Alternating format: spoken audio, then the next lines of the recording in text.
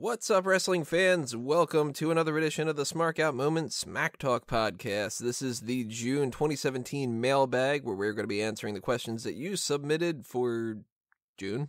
It's Mailbag. That's how it pretty much works. I am your host, as always, Tony Mango, and joining me on this episode, we've got Kaylin Ferris. Idly ho, neighborino. And Callum Wiggins. Just when we have all the answers, you give us more questions. Yes, indeed. I also give you coconuts. They're in the mail. Better stay away from Jimmy Snooker then. For multiple reasons. That's a good start. Just talk about murders. We're going to breeze through some of these questions because we have, I think Kaylin counted 50 of them or so, and we kind of don't want to spend all day doing that. So some of these we're going to kind of bypass real quick, and if we don't have an answer, we might try to, piggyback on them next month or so, if that's something we can do. But just preface that ahead of time. Maybe not all these are going to be, very lofty questions or whatever. And also, if you sent one in and we don't get to it today, we might get to it next time, or we might not. So There you go. So the moral of the story is get better questions. Yeah, essentially. Let's start off with this one. If you had to restart WWE and were only allowed to bring back 5 titles, past or present, which ones would you choose? This may be obvious, but there are a lot of titles. I'm assuming that NXT doesn't count, that this is sort of like the main roster. That's what I would assume. So yeah, we'll go with that. I went with what I think pretty much everybody's going to go with for 4 of them. I think we can all agree. WWE Championship, Intercontinental Championship, Tag Team, and Women's. Yep, those are my first 4. I mean, I would kind of flip-flop between Intercontinental and United States, just because I do love the Intercontinental Championship, but I agree with Wago when he says that the Intercontinental Championship basically means the same thing as the World Championship. So the United States Championship has a bit more of a specificity about it. I can see that. I'm like a WWE guy at heart, so to me, the Intercontinental is better than the United States, just because it's I like the belt design and it's something I'm more used to, kind of. Oh yeah, I definitely prefer it as a title. I just think it needs to be specified a little more. I still think it should be something like International Championship, and we should do all that. But I've talked about that before. That fifth and in one, my mind, it's still more prestigious too. Yeah, because it's that's because WCW. Of the history. Yeah. That fifth spot, though, that's where things could get a little bit different. I went back and forth between hardcore and cruiserweight, and in kind of the flip of a coin, I ended up going with cruiserweight. I don't like the whole weight class thing, but then I thought more about it, and I thought with the hardcore, that sort of takes away from the potential of other hardcore matches from other belts.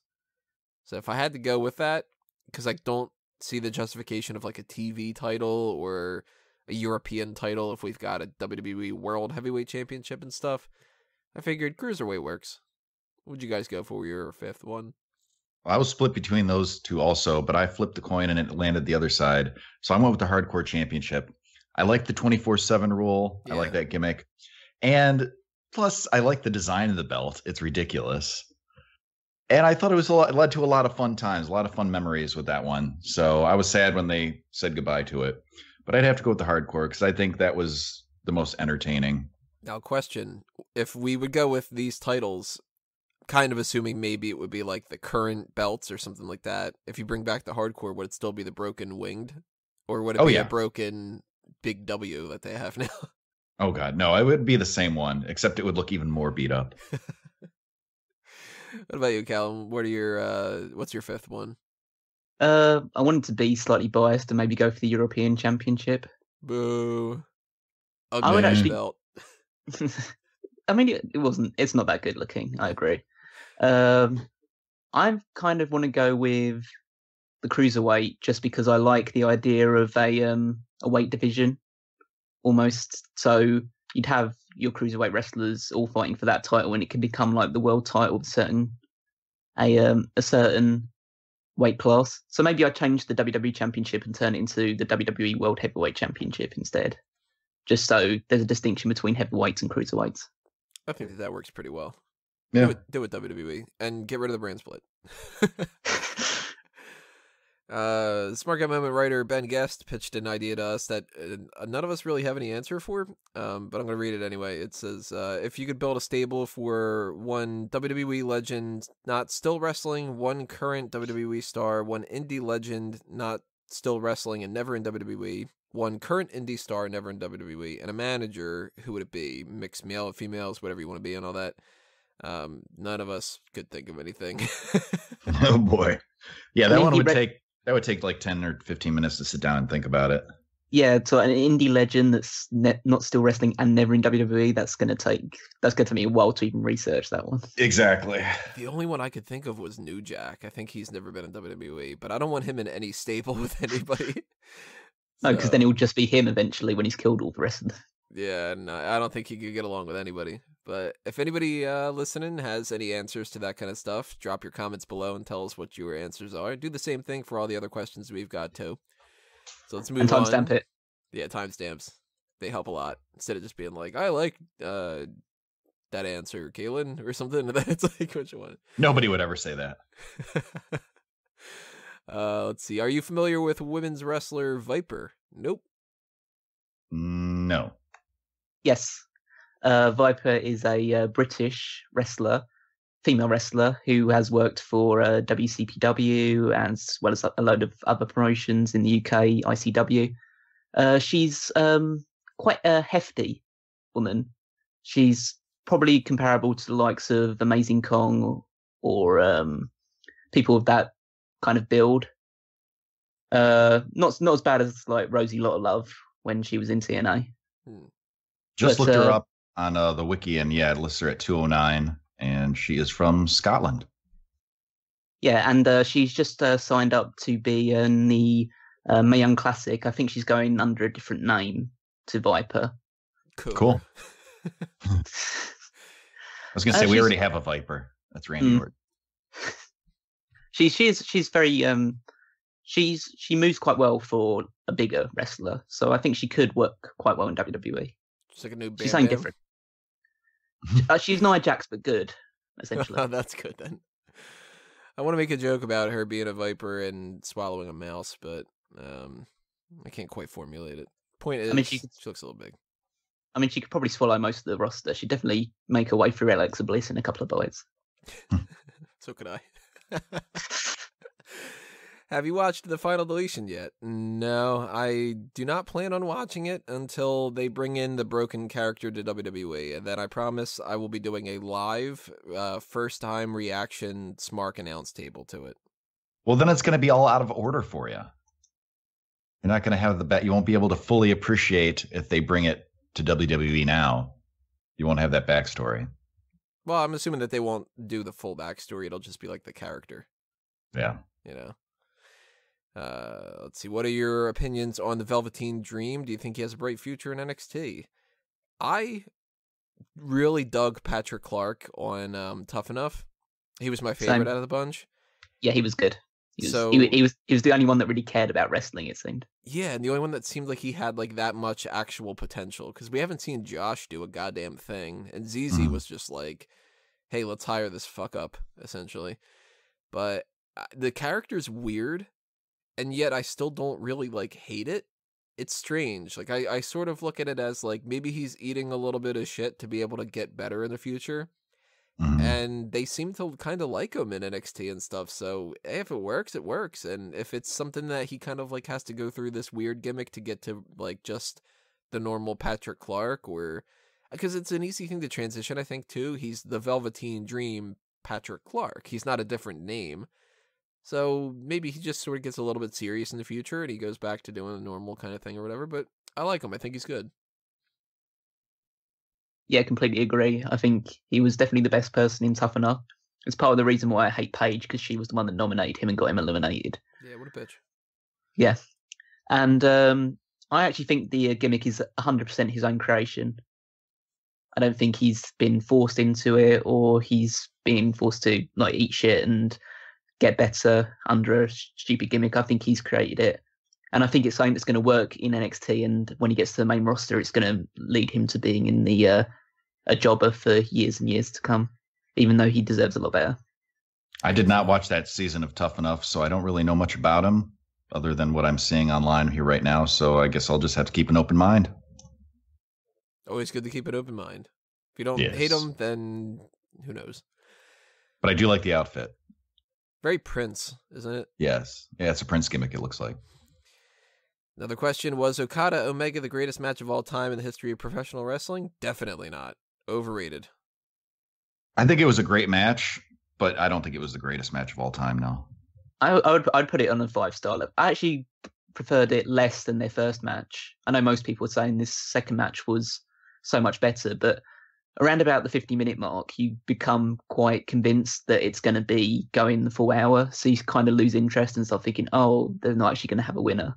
So it feels like they're stalling for the final 10 minutes, which I don't like. And in terms of best matches of all time, it's definitely not my favorite of all time. I need to double check it another time. I still kind of go with Michaels Undertaker WrestleMania 25. Yeah, that's one of the go-tos. I mean, I go somewhere on everybody's list. That's always way up there in the top 3 at least. I'd say that one. I'd say also I'd go with was it a year and a half ago, 2 years ago, AJ Styles Nakamura at Wrestle Kingdom. That was excellent.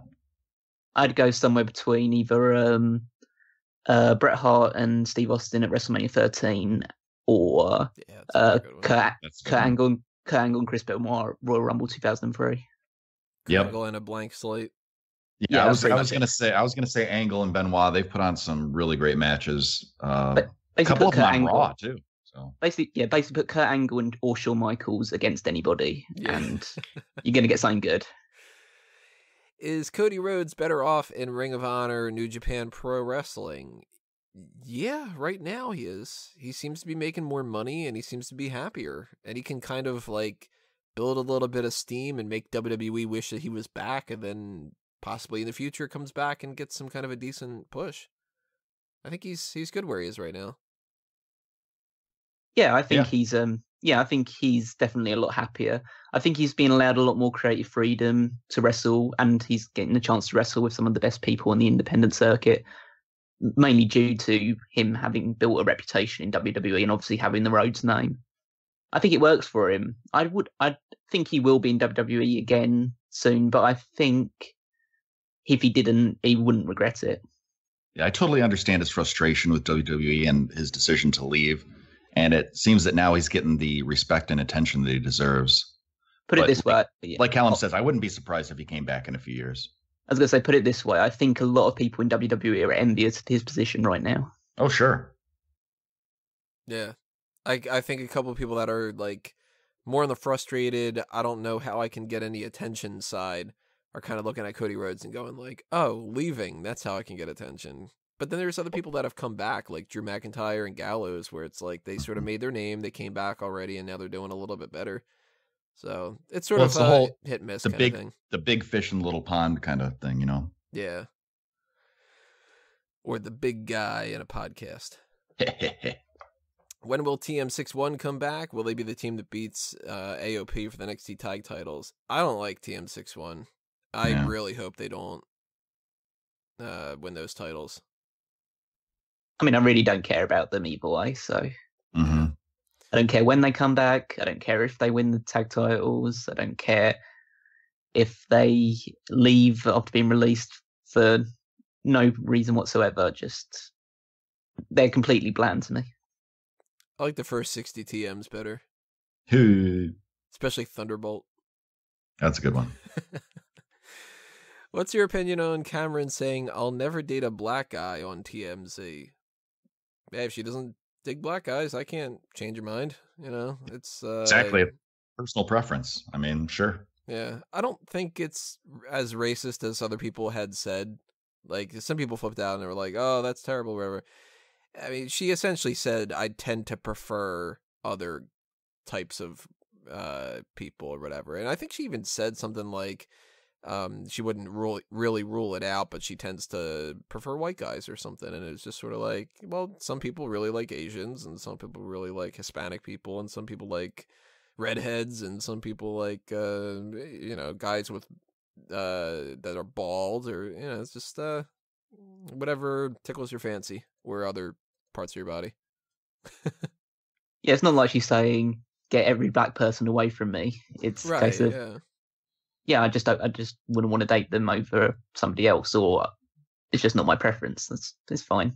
Still people making them too much. Oh yeah, but the same thing if like someone say you'd rather date someone with blonde hair than black hair. It's like, why's that? And it's like, I'm pretty sure if if you're somebody who prefers blondes, if you get a brunette that comes along, that's great. You're not going to be like, yeah, but she needs to dye her hair immediately. And I'm pretty sure if Cameron met a guy that happens to be black that she was into, she'd just be like, all right, I guess I'm going to throw that out the window and date him. I think the last guy that she's been dating publicly was like a Greek guy or something. And it was like, he seemed like a fucking weirdo. But the only problem is that once she goes black for the first time, she'll never go back. That is true. How would you realistically turn Bayley heel? Turn heel on Izzy? That's a great question, by the way. I saw this in the list earlier, and I thought this is one that I would like to actually go through and flesh out a whole, a kind of fantasy booking on this. Did you say turn heel on Izzy? Yep. that snuck right by me. Yeah, Izzy, goes to hug her and Bayley throws her on the ground or whatever, and she's just kind of like, fuck off, little kid. And then I'm thinking you turn Bayley's character to the next step, because Bayley, to quote my buddy Dane, she looks like she's 12 going on 13 in August, that kind of thing. And the next step for that is she needs to become a rebellious teenager. That whole, like, I'm like a 14-year-old and I'm an adult and I'm a bad girl now. I'm going to yell at my parents, bitchy attitude type of thing. And then you make her go from the bitchy teenager to the emo chick who starts smoking in high school. And then she becomes the crazy college girl that gangbangs people. And then eventually she finds herself and becomes a babyface again. And when she gets into the working world. So that's your take Bayley into the next couple of levels of her career. To me, I'd want to do something a little different than that. I know. I think because put her on a big losing streak, worse than she already kind of is. She's already not being booked very well, but have her on a big losing streak and she's getting frustrated, but she doesn't want to be evil, but she's getting more and more frustrated as time goes on. And it would be based on the whole kill him with kindness kind of thing, where she would be super friendly, but just that you can see that rage behind her eyes, and she's going at nothing. She completely stomp people down, and then afterwards want to give them a big hug and a handshake, but you could tell that darkness was back there. So I'd kind of do it that way. I wouldn't turn her full heel, at least not right away. I'd go along something different as well. I'd turn her into kind of a parody of Bo Dallas when he was in NXT. Yeah. So she starts going along the lines of she thinks that she's really good and she's trying to do everything the right way. And then she starts getting angry at fans because she's on a losing streak, obviously. And fans are starting to say she needs to show more like passion or intensity, or she needs to find a killer instinct. And she keeps saying, no, guys, everything's good. You've got to be kind. And then she starts like questioning or bad-mouthing people that think that she needs that killer instinct, or that she needs to find something a little bit more evil or sadistic about her. And she starts picking fault with everybody that shows a little bit of like a heinous side to them, saying, no, you should be like this because I'm better than you. And so she becomes a bit more of almost like a super baby face to the point that she turns heel. Like disgustingly saccharine, kind of. Exactly. Mm-hmm. Yeah, exactly. Yeah, that's kind of related to the idea I had. I like that. Yeah. All right, so to sell you more on my depressed emo chick pitch, you tie it in with that ad where they talk about Little Lungs, and you find out that Bayley's the one that gave Little Lungs the first cigarette. Kids need to learn themselves a lesson. Yeah, I think that's an interesting thing to explore in the future, Bayley turning heel. That'd be really interesting how they do it. Although they'll probably fuck it up and just have her kick Sasha Banks in the shin or something. Speaking of heel turns, though, our other question, another follow-up on this one, is the Hideo Itami heel turn good for him? Definitely. Mm-hmm. He is bland as hell as a babyface, and he has been doing a shit job with his promos. So you get him as a heel, and you have him just look all pissed off, which he looks like anyway. Just by natural, he has like that resting bitch face thing. Just let him go out there and fight people. Agreed. Yep. He's looked so much better in NXT in recent weeks with this. Being a heel allows him to be more intense in the ring, and he needs to be more intense in the ring because that's his thing. He's a Japanese wrestler who was known for kicking people really hard, so he needs to do that. As a babyface, he was taking things too soft. And I also think that backstage with Bailey and Smoke. I also think, considering that, you know, he's not the best at promo work based on his grasp of the English language, I'd say that being a heel is probably better. Talk less, fight more. Yeah. Speaking of talk less, do you watch The Big Bang Theory on CBS? I have to admit I do, but this show has been just going down the shitter even more. Like, the more time goes on, the more I realize why people hate it. Yeah, I'm one of those people that hates it. I've seen clips of it here and there. I've never watched more than 5 minutes at a time. I can't stand it. Not for me. I don't think I do watch it. I don't watch it on CBS because I'm from the UK and so I stream it illegally, obviously. But don't tell anybody that, obviously. That's bad. Maybe cut that bit. But I've said much worse about, like, oh, you can find a torrent here on whatever. Yeah. I started watching it when it was about 5 or 6 seasons in, and I haven't really gone back to watch too many of the old stuff.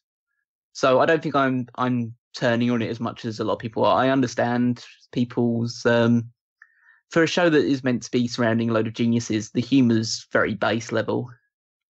To me, it seems like instead of writing good material, they just substitute in a bunch of nerd pop culture references and they pass that off as comedy. Yeah. Like, hey, I mentioned Dungeons and Dragons. That's funny. And Settlers of Catan. Ha ha ha. So I don't get it. I don't know. I'd say it has realistically, I'd say it'd have about 2 seasons worth of life into it, but they're probably going to try and stretch it out for as long as possible.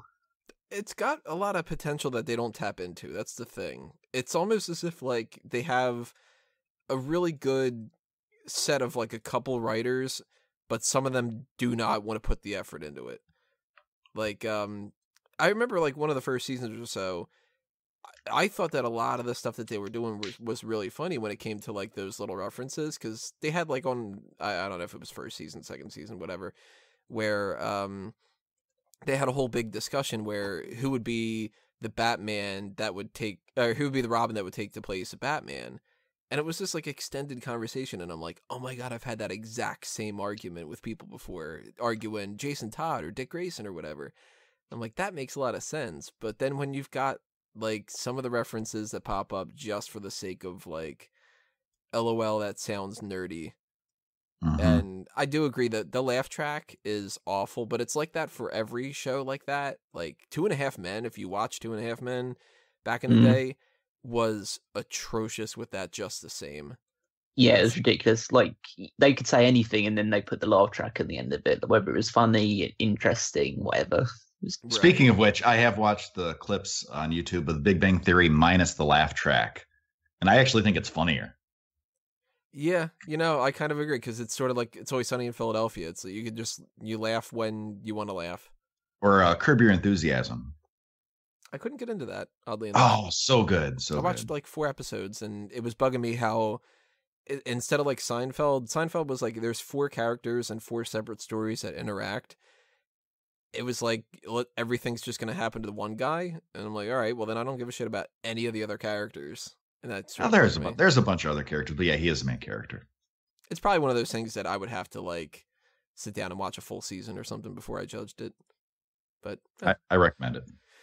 I can understand everybody disliking Big Bang Theory. I'm not going to be like, oh, what? You're a piece of shit if you don't like that show. It's like, nah, I get it. So I think we spent more time on this question than all the others.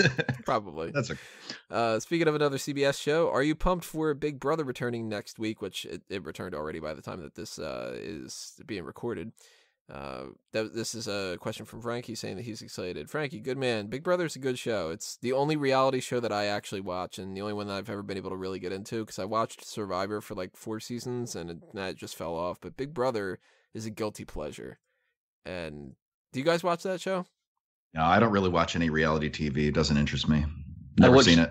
Yeah, I watched the British version for a couple of seasons, but yeah, it's really, really like low rent. In my opinion, it's not quite as bad as stuff like Maury or like Jerry Springer and stuff like that, but you get some high quality like insanity, and it ends up being great. Like I don't like the constant like we're gonna do like a twist in this kind of thing. That stuff bugs me, but I love watching the live feeds where you can see people like lose their shit. Like they are 2 episodes into the season, and this one guy named Josh has already singled himself out as the biggest douchebag. He purposely threw a competition for his team to give himself safety, saying, I know everybody's going against me. And they were like, who the fuck are you? Now we are. He's flipped out at the cameras for not following him, and then apologized in Spanish to his mom for yelling at the cameras. This dude is nuts, and it's hilarious to watch because he's just like, people are like walking away from him, and then he's mumbling shit to himself about how they clearly are going after him, and then they're just laughing, going like, what's the matter with this guy? And a couple of the chicks this season are really hot too, like Jessica. Oh my god, her body's insane. So for anybody following Big Brother 19, Paul all the way, Jessica's hot, Raven's hot, and let's get some of these other people out, like Jillian's a pain in the ass, and not a big fan of the cowboy dude. So Callum, is it true that the British version of Big Brother is called Big Brother? I mean, it probably is now. It got because it got cancelled from its original network because the ratings just tanked after about 6 or 7 seasons, and so it went into a completely different network, which nobody watches. So wouldn't it have been the opposite? If it would be Big Brother with an A, then it would be Big Brother, like how Wago says senior. No, it's Brava. Bruhva. Brava. Oh, Brava. Brava. Brava, in it? Yeah, because we're gangster. What do you want? I learned so much from Sean and from Wago that when I finally saw Kingsman, I was just like, I know what they're saying. Like, when they're saying, what do you want about? I get it. And Bell End and all that. Like, yeah, I can speak UK a little bit. I'll try and expand your vernacular a little more. Something about a lift. What other questions are we on here? Do you see Becky Lynch heel turn soon in the future? No, not soon. I thought they were going to do it by giving her the Money in the Bank briefcase, but I guess that's not the plan. I was hoping it would happen, but I don't know. I think it'll take a while. She's the best babyface on SmackDown, and they don't really have anybody to replace her. Yeah, since it didn't happen with Money in the Bank, I'm going to say they're going to hold off at least another year. Sometime in 2018, yeah. I believe so. Does Sean Walker even watch WWE anymore? Sean's been off the grid. I don't know. I'm assuming he probably doesn't, because he wasn't really enjoying it all that much. But now, we were talking about video games the other day in a private chat, but I mean, I don't think he really watches it because he got frustrated with it. Yeah, Roman Reigns really did a number on him. So now you've got a new British guy on the podcast. You'll wear yourself down with all the wrestling stuff eventually, then it'll be. Does Callum watch WWE anymore? Trust me, if I'm still watching now, I'm going to be watching for the rest of my life. It's like Lyme disease. You get stuck one time and you're done. Mm-hmm. Mm. Are you a fan of Lana's theme music? Fuck no. Fuck that music. I specifically didn't answer that first because I figured you'd jump in on it. I mean, it's like a weird cross between elevator music and porn. It's that cheesy, like, synthesized horn from the 80s. What the fuck is that? Peter if I'm thinking of the right one. Yeah. And Phil Collins worked on this one. Rod Stewart.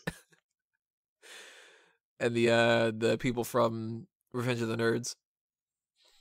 The problem is it's so damn catchy as well as being bad as well. It's a lot of WWE theme tunes fall into that category of, oh my god, this music's terrible, but I can't get it out of my head. Get out of my head, please. Kind of like Kevin Owens a little bit. Oh, I like Kevin Owens' music though. Oh, Kevin Owens' music is great. I didn't like it at first, and it was just catchy enough with that angry Bulbasaur thing. Still, Sanity though. Fuck Sanity. Ugh. Speaking of Dane from earlier, Dane's been having a habit of every once in a while he'll send a Snapchat of him doing the Sanity thing, and I'm like, fuck you, dude. Just like, keeps putting in fart noises instead. It works though. It suits it. With Alistair Black doing cruiserweight matches on house shows, do you see Black having a short stint in NXT? No. They've had people in NXT that have done house show stints like Ho Loon and Oni Lorcan, and they've still just been hanging around in NXT. So I think it was just sort of like, hey, you want to do some house show stuff? And he's like, sure. I don't think he's moving up yet. What do you guys think? I think they have a lot invested in him. I think that may mean that he's staying in NXT for a while so he can win the championship and move up with a lot more credibility, or it could mean that they're fast tracking him to the main roster. I think the fact that he's been appearing on main event and house shows has got something to do with the fact that WWE tours a lot and he's well known in Europe because he's a Dutch wrestler. He wrestled a lot in the UK and Germany. So I think that's the main reason why he's doing those shows rather than just the fact that they're going to put him onto the main roster straight away. More of just filling in the blank instead of a test run. Yeah. I mean, you're really going to be more excited to see like Apollo Crews versus Kurt Hawkins or Alistair Black versus Kurt Hawkins. Probably going to be more excited to see Black. Not that anyone watches main event anyway. So yeah, they need to just cancel that show. Just, ugh. Kaylin, this is something that just popped in my mind right now. Every once in a while, it does come up, and ever since they announced his name and stuff, but I keep forgetting about it. I keep forgetting to bring it up to you, but now that I have you on the line. Alistair Black's name. Mr. Black. Yup. You know exactly where I was going. Mr. Black. Mr. Black. Black. I think of that too, yeah. That guy's forever tainted with that. This is going to be like... let's see. Could Mike and Maria pull off a Miz and Maurice gimmick? Is it a good idea, or is it a cold idea? Oh yeah, good idea. I'm assuming. For Miz and Maurice to split up. No, they can't split up. They're too good together. Exactly. I agree. Yep. Do you guys think that it hinders the either side by having like the same exact sort of gimmick? Because it's close enough, but it's not exactly the same. No, I think it's different enough. And they're on different plus, shows as well, yeah. Yeah, plus Mike and Maria are still relatively new. So, I mean, or, back. So, I don't think it's stale yet. I'm slightly worried that Mike and Maria are pretty much dead in the water already. Mm-hmm. Just because... They haven't done anything with them. Well, yeah, because they're doing the thing where they're not wrestling straight away, which is the tired trope. And they didn't follow up with after their Money in the Bank debut. They weren't even on the next episode of SmackDown. Yeah, that was kind of ridiculous. So I'm just thinking, like, what are you doing? Like, are we supposed to hate this guy because he's just talking a lot for a few seconds? Like, it's really, really tired. I just want him to get in the ring and fight someone. So Mike's in a program with Sami Zayn now? Yeah, it kind of looks like it. I mean... that'd be good. Okay, Mike's going to beat him because everybody beats Sami Zayn, and then what? I feel bad for him because Mike Bennett's a really good wrestler, and Maria's obviously gotten a lot better on the independent circuit. She's so much better at promos. She's got a character nailed down now. So I think that they're just not going to work in WWE because they didn't work in TNA either. Because they just come in with a lot of fanfare and then people just lose interest in them for some reason. You want to get fans booing Mike Kanellis? Have him show a picture of Maria's ass and go, yeah, I'm hitting that. You can't. And people just be like, boo. Funny enough, that was his gimmick in Ring of Honor. So that's how really? That shows it works. That shows it works. Kind of like how Lana would always go, Rusev, my husband, the only one who can have me. And you got to know there's some people in the crowd going, I could have you, baby. As we approach the midway point of the year, has WWE been successful so far? I gotta say, I think they've dropped the ball. Aside from the whole brand split thing. I think that they focused way too much on Goldberg and Lesnar at the beginning of the year, and it's fucked them over. Mm-hmm. Yeah, I'd agree with that. I think even though I'm not as against the brand split as you are, the Superstar shake-up was disastrous, utterly disastrous. It's ruined a lot of people that had a lot of good things going on each of their shows. Like Bray Wyatt is dead in the water. The Miz is less impactful than he used to be. Mm-hmm. Jinder Mahal's WWE champion. So there's and Charlotte isn't like as big a deal now that she's babyface in a role that she completely doesn't need to be in. It's fucked a lot of stuff up. And I'd say at the midway point, it's probably been, I think it's worse than it was this time last year. I agree. Yeah, I think for the most part, it's kind of been down compared to previous years. It's still, they can still rehabilitate it, but I don't know. They need to change a lot of shit. I think the fact that we have Roman Reigns challenging what's most likely going to be Brock Lesnar is a testament to them realizing that they've fucked up. Because if that plan was Lesnar versus Reigns at WrestleMania, and they were like, we can drag this out for an entire year, and now SummerSlam's coming up, and they're like, yeah, now we can't.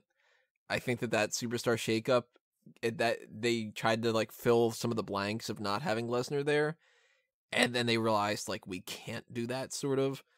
So now they're doing like all this crazy stuff with like let's turn Cass, not Enzo, and like let's have John Cena be a free agent. Like they're sort of like throwing a lot of things out there to see like what sticks and what can kind of help fix some of the problems and stuff.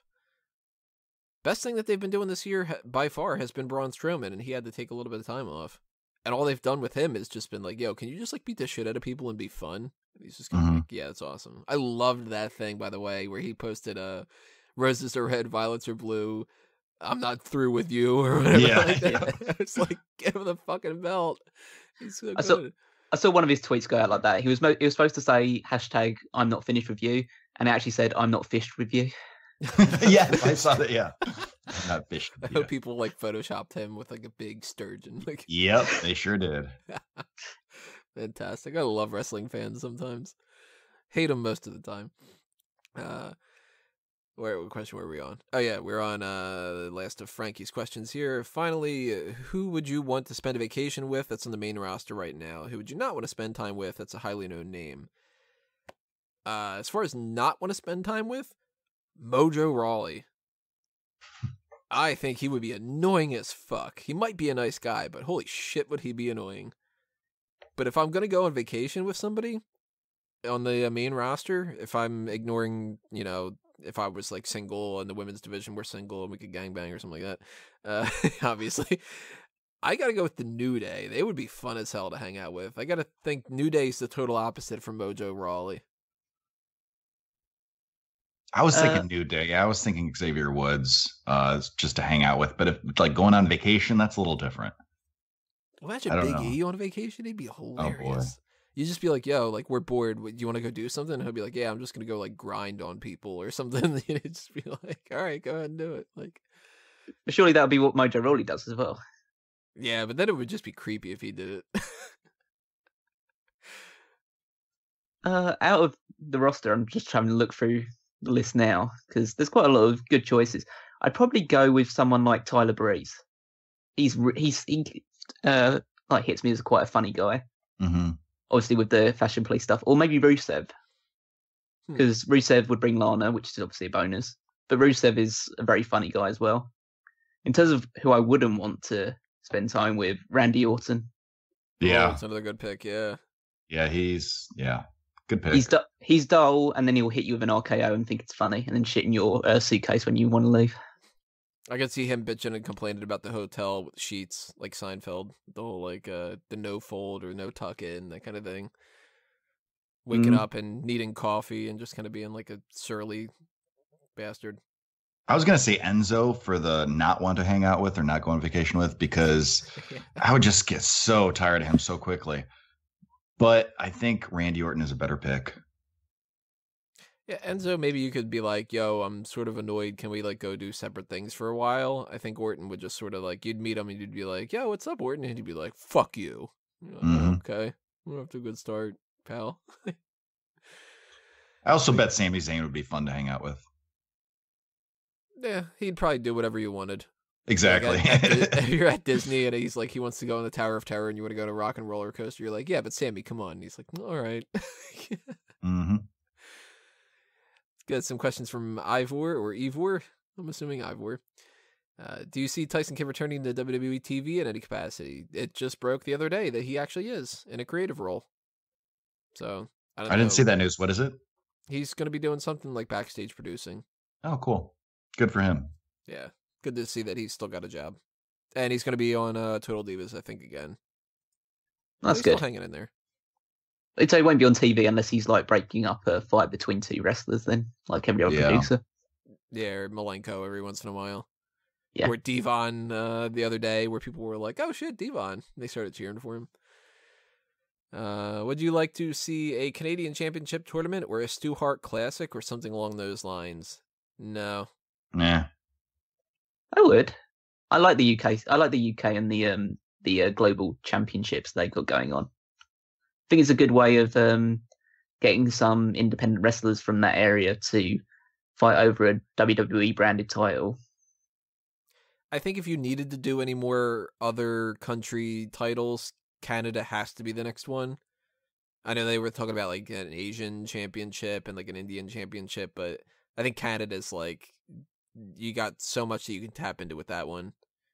Except for maybe like Mexico or Japan. Yeah. I'd say the other two. I'd say Canada, Mexico, Japan, and I think based on who the WWE champion is right now, an India-based one would probably be the 4 ones that you go for next. The Myanmar championship. But I kind of think that the UK title thing hasn't worked out as much as they were hoping, so I kind of don't want to do any other region things. I sort of wish that the UK people would have just been brought into NXT. Or like somebody like a Wolfgang, who I don't think is really that impressive, that he probably just shouldn't have been signed. Just give me Mark Andrews, Pete Dunne, and Tyler Bate. And, nah, you know what? I don't even think we need Trent Seven. Throw a couple of people in the Cruiserweights, a couple of people in NXT. Get rid of the UK title. But I'm probably in the minority with that one. If you got to get rid of it, give it to me. There you go. I want it. Give it to Callum. Yeah, I want it. It looks nice. It has actually one of the prettiest championships. It is a good looking title. I'll admit that. Especially because it doesn't have like weird ass colors to it. Would you scrap the gimmick match pay-per-views, TLC, Hell in a Cell, Money in the Bank, in order to have those matches where they are most appropriate? I would love to see another TLC match at WrestleMania. 100%. Mm-hmm. I agree. I love Money in the Bank as a pay-per-view when you don't have the brand split making it only SmackDown. So dumb. I think Money in the Bank should be a special match on SummerSlam, kind of like what they do with the Andre the Giant Memorial Battle Royal at WrestleMania, because you can get 10 people in a Money in the Bank match, and that covers all these people that aren't going to get shit to do this year. Like, you think Sami Zayn's going to get a good match at SummerSlam this year? It's not going to happen. But he would be in the Money in the Bank match. Or, like, Luke Harper. Or Rusev. Or, like, there's a lot of people that could be lost in the shuffle like that. And Hell in a Cell should only pop up when a feud deems it necessary. And TLC matches are just ladder matches. Fuck you for that description of like, oh, this one, you can use tables. You can use it in the other ones. Get rid of TLC entirely. Just never do another TLC match again. Because a lot of times it just feels so forced.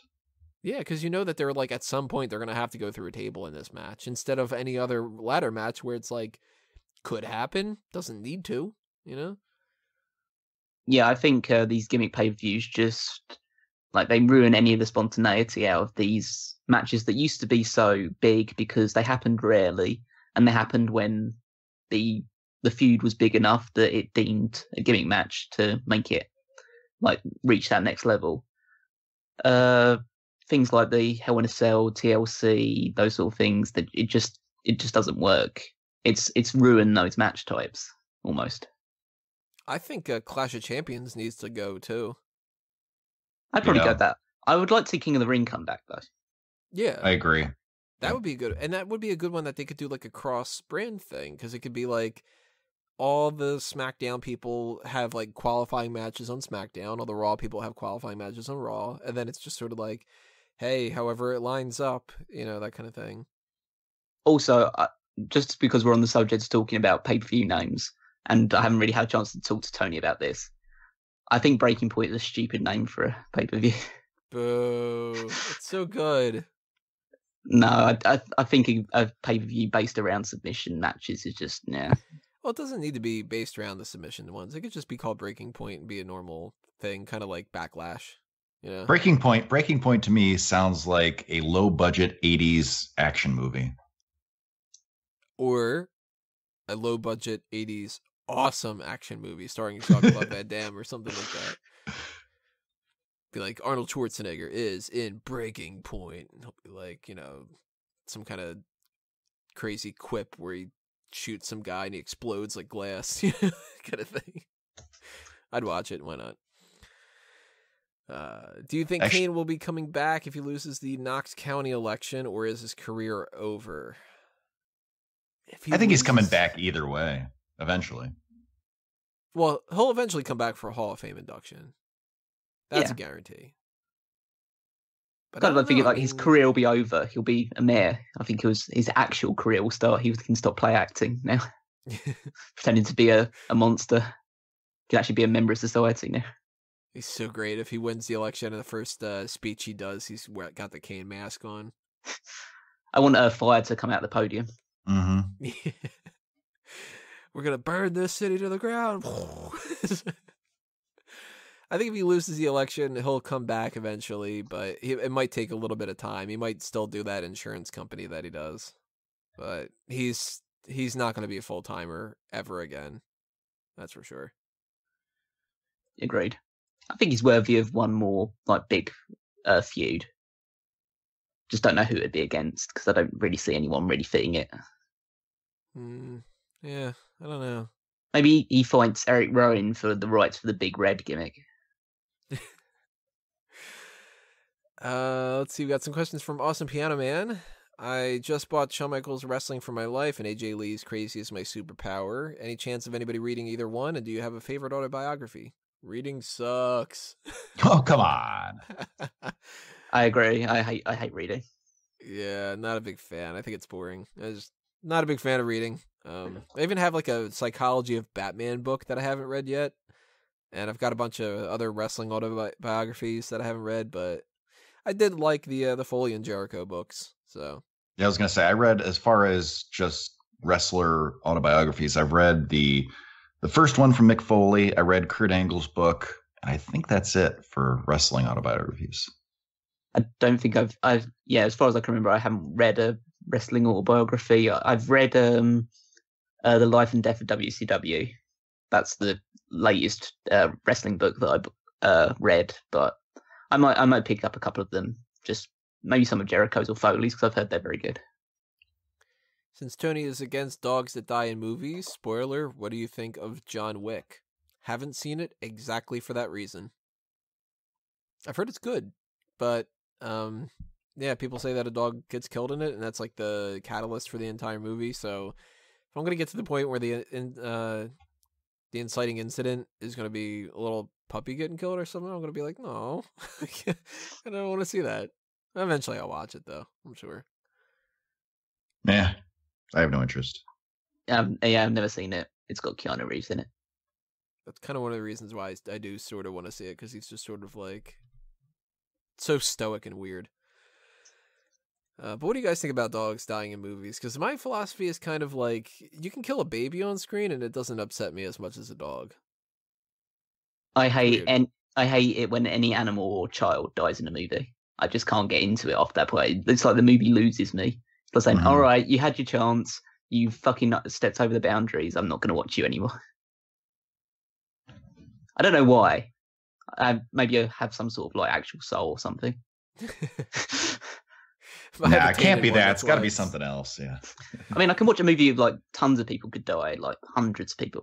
I don't really get into movies that have, I think, a load of deaths that are almost meaningless. First, I think, why did you just kill a load of people? You're just doing that for attention. You're just doing it for shock value rather than actually telling a story with it. Mm-hmm. Yeah, like I can't get into like those like gore type of movies like Saw and stuff. The first Saw was kind of decent. Everything after that where it's just like, well, you know, like let's watch Hostel and see like the weird ways people die. I don't care, you know. No, I like the Saw movies, not for the, the torture porn scenes, but for the psychological crime drama parts of it. Like I could take those movies and re-edit them and make it like a third of the length and have like a decent psychological thriller. Why haven't you done it? Boy, I have the sock drawer that I have to sort. Okay. Some weird ass socks in that one. It does need to be sorted.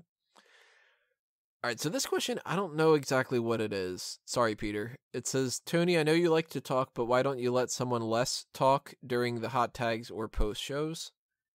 I'm assuming it means, like, why doesn't somebody else kind of cover somebody those else to give me more time to not have to work on it?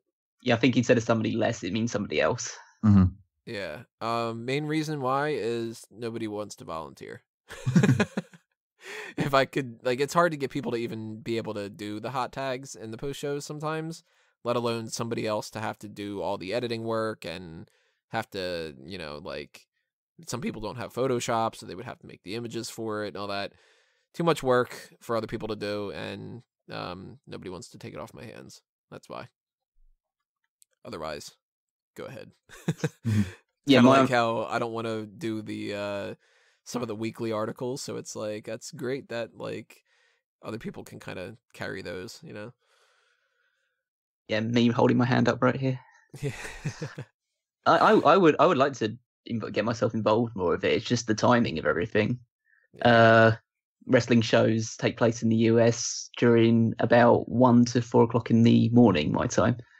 And I have a job that I have to actually do and get up for 6 a.m. or whatever to get ready. So it's not feasible for me to be able to take part in podcasts that are at those hours. It's only these sort of times where I can actually get into it. So yeah, it makes sense. That's my excuse. I don't blame anybody for not like jumping on those kind of things either. That's the thing. But if I had the money and if I was able to hire like a bigger staff to do stuff like that, you'd be seeing a lot more people do a lot of other stuff, and I'd be kind of sitting back and not. And kind of speaking of that, another question from him is, since you guys do a podcast, have you ever thought of speech therapy classes? Maybe if I took that, I'd be able to say speech therapy classes without fucking up. No. It's just YouTube. I'm not making a whole lot of money on YouTube, and it's not like a professional setup and stuff. So, nope. I just like to say, how dare you? I'm thinking that he's put that question since I joined. Yeah, I was gonna say we never got that question before you were on the podcast. Just saying. I do listen back to the podcast occasionally, and I hear myself, and I think, oh my god, I need to actually work on talking. I need to actually work on my voice. But let's put it this way: I used to edit the podcasts a lot more than I do. So now a lot of times when it's like, even like the rest hold, like I used to do like 5 takes of it if I needed to or something like that. It'd be like, I need a little bit more energy in this one. And now I'm like, hey, if you want to join our Red Public or Redbubble, T Public or whatever, fuck it. That's just in there now. Like, it's sort of whatever. So it might be like a lot more fuck ups lately, huh? You guys need speech therapy. How not to say words that aren't words. I think a lot of it's worked for me. I think a lot of people on the podcast need some sort of therapy, but speech isn't one of them. Hey, you're not wrong. Take that, Dr. Sally Waxler. What kind of podcast do you listen to, wrestling and non-wrestling? If you count these as podcasts, the Collider Movie Talk, Schmoes Know, Jedi Council, Cracks, Obsessive Pop Culture Disorder, and Screen Junkies Movie Fights, and nothing else. I don't listen to wrestling podcasts. I have too much wrestling overload. I listen to almost exclusively wrestling podcasts. So yes, I am suffering from wrestling overload. But I listen to The Lapsed Fan, which is a podcast looking back at like classic shows on the network. just like really digging into the depths of them, finding out like information that I couldn't possibly have found out on my own. And I listen to things like Inside the Ropes, the Figure 4 newsletter. Listen to a few football or soccer related podcasts as well. And Rooster Teeth, Achievement Hunter, stuff like that. Just I like listening to it. It's just a good way of getting through work without having to think too much. I listen to, well, as far as wrestling related goes, if there's somebody good as the guest, I like listening to Stone Cold. Sometimes I'll listen to AfterBuzz. I watch some of the What Culture videos they put on YouTube. That's it as far as wrestling stuff goes. As far as non-wrestling stuff, I've really been into these podcasts by the McElroy brothers, which are comedy podcasts. And one of them is this guy. He's a comedy writer, and he does a podcast with his brothers called My Brother, and Me. And they do advice, but it's not really an advice show. It's just kind of these idiots riffing on stuff and making jokes. They go to Yahoo questions and answers, and people are asking for advice, and they'll just riff on it for 10 minutes and just come up with the most absurd things. So check that out. And then there's another one that he does with another guy called Cool Games Inc. That's one where people send him suggestions for video games and just outrageous ideas. And they'll like talk about it and develop these ideas for fake video games. And it's sometimes has me in tears laughing how funny it is. So I'll have to link you to some of those. But Cool Games Inc. and My Brother, and Me, check them out. When are we getting Goldust versus R-Truth? Pre-show of Great Balls of Fire, maybe? Yeah, it's got to be a pre-show match. I mean, we kind of got it. They had the match, just didn't actually happen. Yeah. That was the worst. That was terrible. Than later at some point, though. I thought it was going to be pre-show for the last one. I thought it was going to be too. And then they just keep dragging this out. I don't quite understand why they're doing that, but certainly not going to make it on the SummerSlam card, that's for sure. God. Too much other stuff stacked on that one. Any interest in Total Divas now that Alexa Bliss and Nia Jax are on? And they announced somebody else too. I can't remember who it was. I think they said something like Naomi was coming back to the main cast because she wasn't technically on it at that. She wasn't technically on it at that point. Yeah, somebody else was coming back or something, I think. But a little bit more interest than normal. But I'm still not going to watch the show. Any interest? No. Yeah, I mean, I write an article at the moment for the Women's Wrestling Weekly for Smark Out Moment, and yeah, I'm still not going to watch it. I don't care. You're going to have to pay me to do that. Yeah. Is Apollo Crews a face or heel? It's that smile if he is a heel. I do kind of agree. He's right. Sort of a tweener. He's like a baby face with a heel manager. It's weird, but I like it. It's interesting, which isn't a word that I'd use to describe Apollo Crews normally. I actually quite like it, and it's almost entirely down to Titus O'Neil. Yeah, exactly, it's the best thing that they. Not Apollo Crews' fault to be interesting. It's Titus O'Neil's making this. Mm-hmm. It's the best thing they've done with Apollo Crews so far on the main roster, but that's not saying much. Can you believe Naomi was the only face champion after Extreme Rules? Yeah. Mm-hmm. They like their heels, and it's kind of easier to write for heel stories. So they've been in like lazy mode lately. It makes sense that they would be like, just make it a heel. You know? Yeah, it makes That'll sense. Change. I've always been of the like the idea that heel champions should be the ones that reign for about 5-6 months, whereas babyfaces should just reign for a couple of months, just because people get bored of babyfaces too quickly, and heels are easier to write for and tell compelling stories with. And it's the chase that's more fun. Yeah. Look at Bayley. Look at Dean Ambrose. Mm-hmm. Finally win titles, and then people are like, man, they're boring. Did you hear the Jinder Mahal face turn happened? In India, the commentators make Randy out to be the heel. I did hear that. That's pretty funny. I didn't know about that. I never really paid attention to the Indian commentators, but then again, you have things like interference. You have the Singh brothers and stuff like that. So that's not really babyface actions to have people fight your fights for you and distractions. Yeah, remember like Jim Ross back in the day, like Austin would use a steel chair and Jerry Lawler would be like, "That's cheating," and Jim Ross is like, "He's evening the odds," like that kind of. Mm-hmm.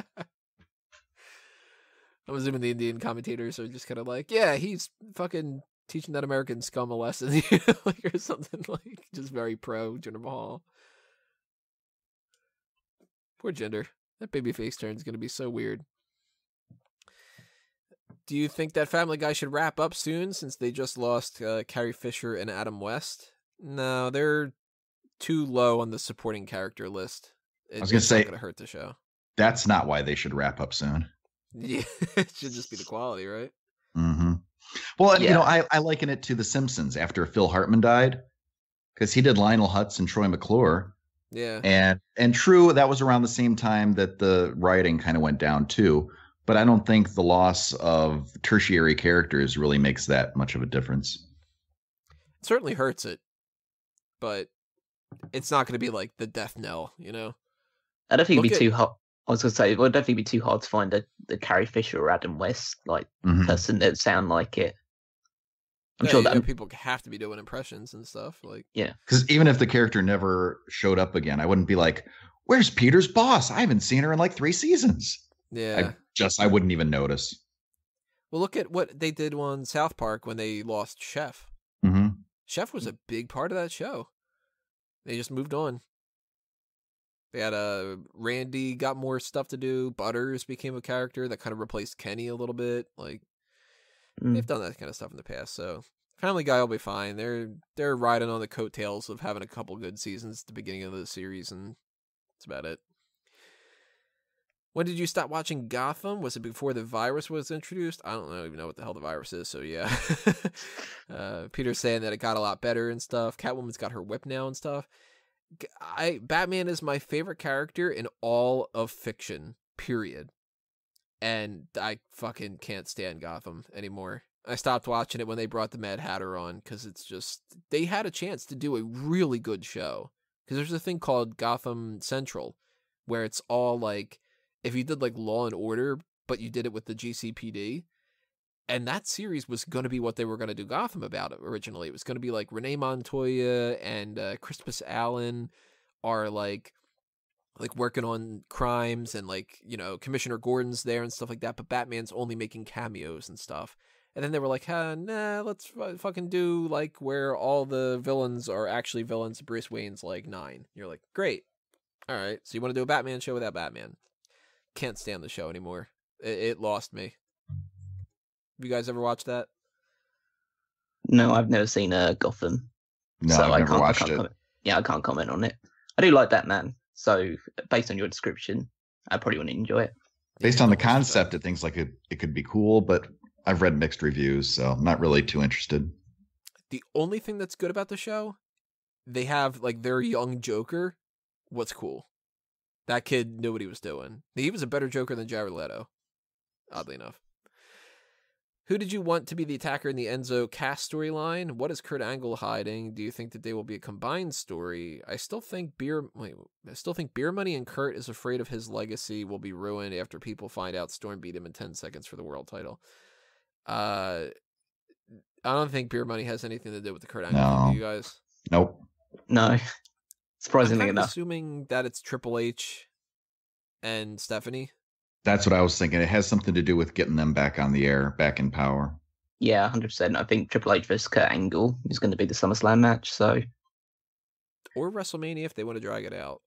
But I'd rather go SummerSlam. I think they're trying to make SummerSlam big this year. So, because the second biggest pay-per-view of the year. Yeah, and I think the last 2 are quite disappointing. So I think they're going to put a bit more effort into this one. As far as who did you guys want the attacker to be, I was kind of hoping that I didn't think it would happen, but I was kind of hoping it would be Kenny Omega, because I thought it'd be kind of cool if they did something with like Kenny Omega and Gallows and Anderson. Then you could do like Big Cass, Enzo Amore, and Finn Balor, kind of like a 3-on-3. But I assumed that it was going to be Cass. Yeah, it ended up being exactly what I thought and exactly what I wanted. So I'm happy how they did it. I don't know if I liked any part of it, to be honest. And the idea was interesting at first, but then you realised it was going to be Cass, and I'm just thinking they jumped the gun on this far too quickly. And I think they're both going to suffer because of it, especially Enzo. I think Enzo's dead now. Now that Rebecca gave birth, do we see the Broken Hardys in WWE? No, she's not going to be in there ever. No, she shouldn't be. Do you think I'm overthinking this, or would WWE do better buys by promoting the longest reigning Raw versus longest reigning SmackDown champions, New Day versus Usos at Money in the Bank? I don't think people really care that much about that kind of stuff unless it's a big record. Yeah, I agree. Yeah, the Usos have only held the title for like 2-3 months. It's not really interesting enough. You know what kind of bugs me when they do this kind of thing is when they say, like, for the first time ever on SmackDown, we're going to see, like, Finn Balor and so-and-so team up with Sami Zayn and whatever. And it's like, yeah, well, just because it's never happened before doesn't mean it's special, you know? Or we're going to be making history tonight on Raw or SmackDown, because they say that every time, every single match. It's like, we're making history here. It's like, it's getting tired. You're not making history. You're making people leave. That's what you're doing. In a historic first time ever Kevin Owens United States Open Championship title match against Chad Gable in Daytona, like, or something, like, you know. Do you think WWE has booked Bayley so bad that she's buried now? Would you say Bayley is the female John Cena? A lot of people have been saying that Bayley's buried lately. I don't think buried. No, she's lost focus, but has not been booked very well lately, but not buried. I think to say someone's been buried, that means there has to have been a concentrated effort to make them, like, suffer. I don't think that's been the case. I just don't think they know how to book her properly. Yeah. It's just, you got to lose every once in a while, you know? Yeah, but I think it's going a little bit further on the lines that they made a huge misstep with the feud with Alexa Bliss and especially the This Is Your Life segment. So I think it's not entirely her fault. I'm not saying that she's completely blameless, because I think she hasn't really connected well enough in WWE because her promo skills haven't improved and she hasn't gotten any better in the ring to compensate for that. So I think she's, at the moment, it's just a case of she needs to be built back up, and not everyone can be on the top forever. Right. Which jobber do you want to get pushed to win the WWE title now that Jinder Mahal has? You know, Ryder and Mojo are my answers. Aw, Peter, don't tell me you want Mojo to win the championship. Ryder, I can understand, but Mojo, come on, man. I like Ryder, but I don't think he should be a world title holder quite yet. And actually, looking at the lower card people on the roster, I don't think anybody should. If I had to pick, either Ryder or Fandango. I was going to say if I had to pick, Tyler Breeze. If I had to pick, Goldust. Ooh, that's a good choice. Yeah, I think he deserves it. I think he deserves it. I mean, obviously he won't now, but if anybody deserved it out of the people that would be fighting towards the bottom end of the card, he'd definitely make it interesting. Do you think WWE saw Lucha Underground's Law and Order Police Station segment, my first impression, or was the Fashion Files based off Law and Order? I don't think that they watch Lucha Underground. I think they do, but they definitely didn't base that segment on it. For those that don't know, because I still watch Lucha Underground, the Law and Order segments are things to do with Joey Ryan, who plays a cop in Lucha Underground. And he is a comedy character, but it's still a bit more gritty and serious than the Fashion Files. And I think the Fashion Files is still better.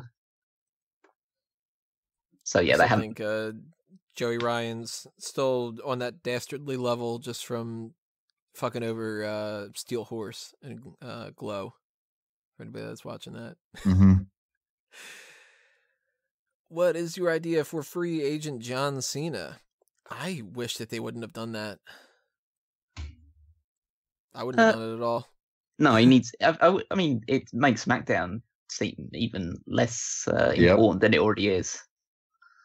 So, yeah, I think he should just stay on SmackDown. I think the idea is that he's going to be feuding with Rusev next anyway, from what I've heard. So why not just keep him on SmackDown? Exactly. I think having him exclusively on SmackDown is the right way to go. And if they were going to have him start a feud with somebody on Raw, make it a surprise. Why do you announce this free agent thing? Now everyone's expecting it, so it doesn't matter. It's not going to be a surprise or any, if either side. So I don't know. I think it's frustrating. Besides, the only person I really want to see him feud with on Raw at the moment is Roman Reigns. That's the only reason he'd be a free agent, would it? To fight Roman Reigns.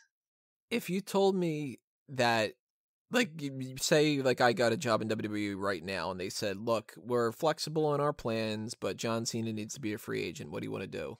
I'd be like, "All right, well, if you put out the idea that he's a free agent, it's that whole Chekhov's gun thing. You got to use it. Yep. You can't just make him a free agent who only stays on SmackDown." Mm. And I'm thinking the best course of action here, I still think Roman Reigns, Brock Lesnar. I think you nip it in the bud, you do it, you rip the Band-Aid off, and you just have him win the title. Just take it off of Lesnar, make Roman Reigns your somewhat heel champion, and move past that kind of thing. I think instead of John Cena Rusev, because we've seen it before. I know what you're going to say.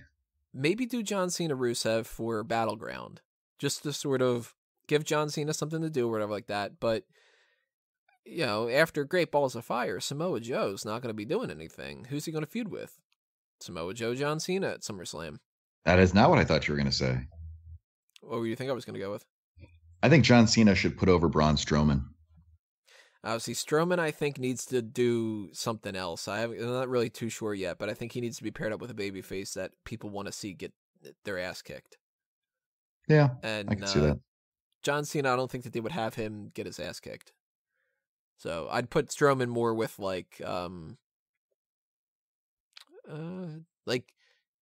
put Strowman, Dean Ambrose, maybe. Yeah, I could see that.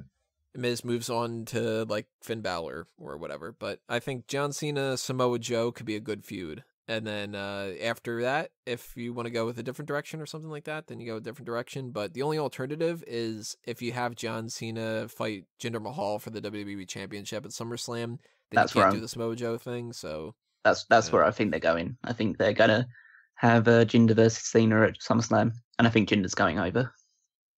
In the grand scheme of things, I really just want, if John Cena stays a free agent, he needs to win the Royal Rumble. And since he's a free agent, he can pick whichever champion, and he picks Universal Champion Roman Reigns. John Cena, Roman Reigns, WrestleMania. I think that's the best course of action. I'd like to see that. People will be like, I like that idea. The boo cheer thing. It'll be boo, boo, boo. Meh, he's not that bad. Boo. Oh, this is a weird question. What's your? I actually kind of like this one quite a bit, though. What's your opinion on fidget spinners? How long till WWE puts their logos on spinners? And John Cena says, "You can't spin with me," as he hits the 5-knuckle shuffle. I'm honestly surprised they haven't released their own fidget spinners yet. I figured they would have just put the designs that they use for like the little championship plates, just little logos, and been like, collect them all. You can get the Hardy Boys one and the John Cena one. You'd think WWE would have capitalized on there, but the fad's pretty much already dying, so that's good because they look stupid as hell. But I know that Kalen has one. I do have one, yes. I have two of them. The only thing I'm surprised that they have, because like when Pokemon Go came out last year and they did the whole thing with R-Truth and Gold Dust, I'm surprised they haven't done the same thing with them or the Fashion Police or somebody with the fidget spinners. It seems like they're like, oh, the kids like this. This is a current fad. Let's put this on TV. Enzo doesn't have them all over his ring gear. And yes. Yeah. That would be perfect. That would have been perfect. Enzo and Cass doing it. I don't think they've missed the boat on it now. I think if they did it now, it would just seem like, oh, yeah, that was great, like 3 months ago. Yep. Which probably means they are going to do that because they do that every once in a while. Yeah, I know. I'm almost certain it is going to happen, but at this point, it would be far too late. Vince McMahon's going to have a meeting backstage and he's going to be like, we got to tap into the kids market. You've seen our reports about our median average viewer. What are those kids like? Those troll dolls? Hey guys, I just saw this great video on YouTube called the Numa guy. We got to do something with that. As regarding my opinion of fidget spinners, they're stupid. Get a PS4 or something. And spin the PS4 around. Yeah.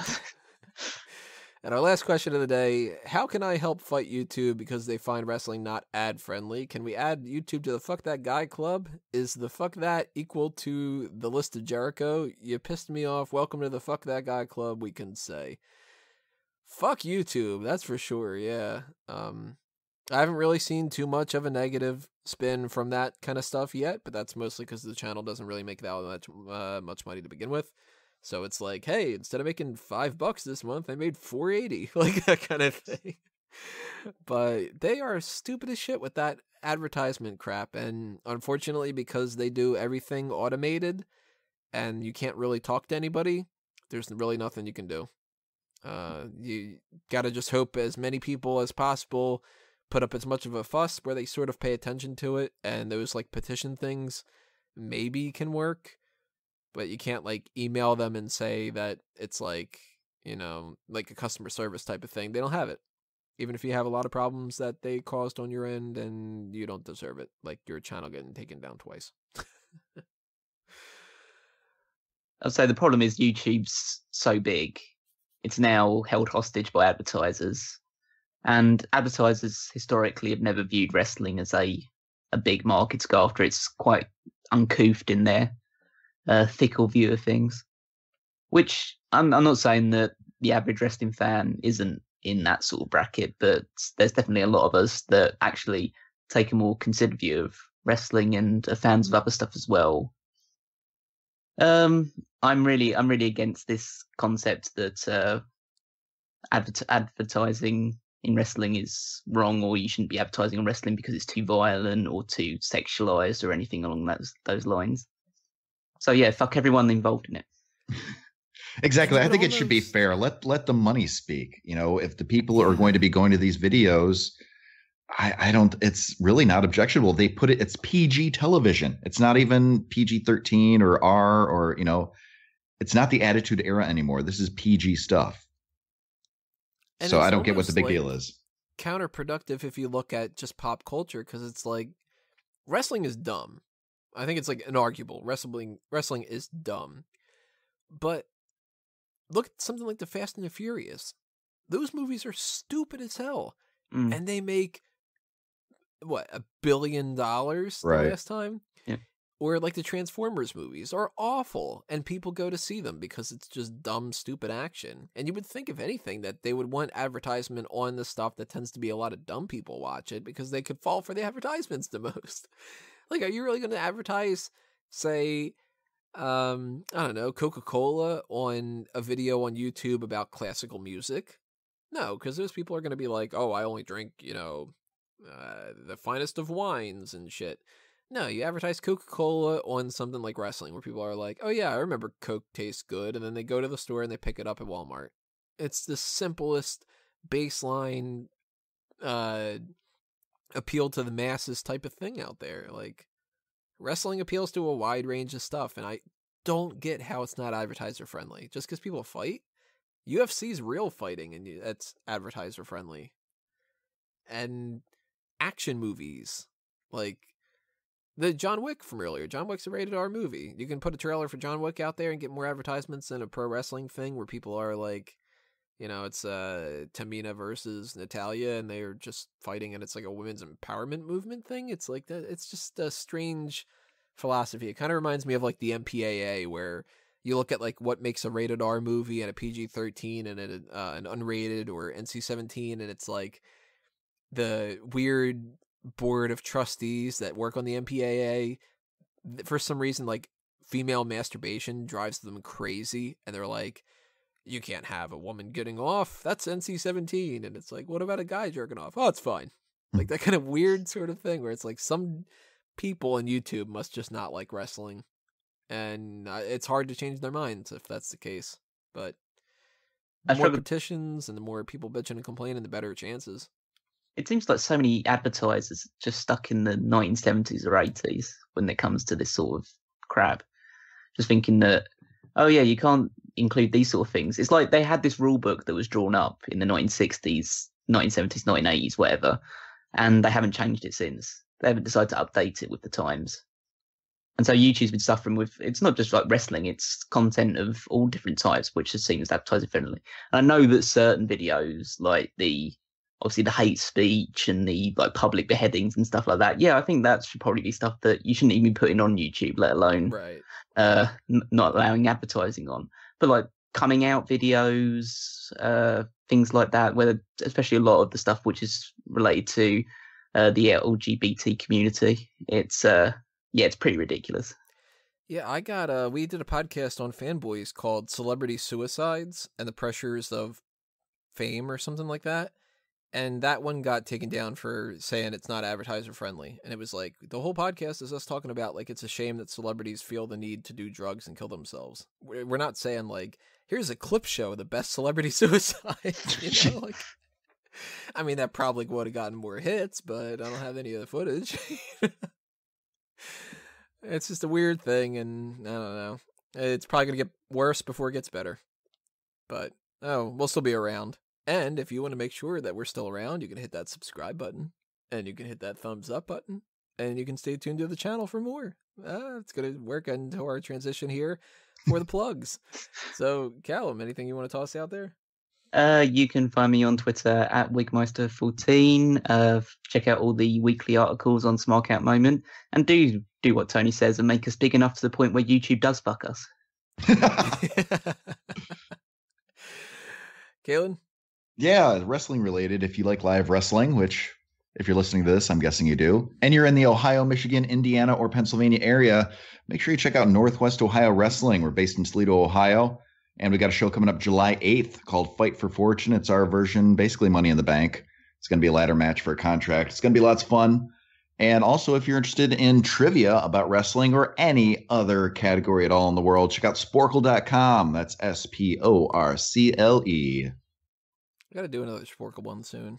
Yeah, I like those. Some kind of like motivation to do it. Some kind of topic. If you have any topic suggestions, toss them in the comments below. Would there be a way we could do it where we could play it at the same time? Because I watch those that you do after the fact, and I'm screaming at my screen, saying, "How can you forget this person?" So you do that as well. Yeah, I fall myself into that trap as well. Yeah. So we could tag team that stuff. Oh yeah, there might be. I don't know. I'd have to look into like some screen share, some kind of screen share things. Yeah. I know that there is a screen capture thing on Skype, so there might be. There you go. I don't know. We'll figure it out. Yeah, we'll figure something out in the future. But unless YouTube fucks us. But stay tuned, everybody, for all the other stuff that's coming your way on the channel. I think that next week's main event is probably going to be the Great Balls of Fire predictions, if I'm remembering correctly. Yeah, that's right, because next Sunday is going to be the pay-per-view. So that'll be coming your way. And the hot tags and maybe the Ask Him, maybe not. I don't know. I'm kind of thinking about getting rid of that segment. So you'll see next week whether or not that pops up. But in the meantime, drop your comments below, as we mentioned before, and hit that subscribe button and stuff like that. Follow the website for all the stuff on the website. Follow us on Facebook and Twitter at Smark Out Moment. And we will see you next time. This has been another Smark Out Moment, and we're being counted out.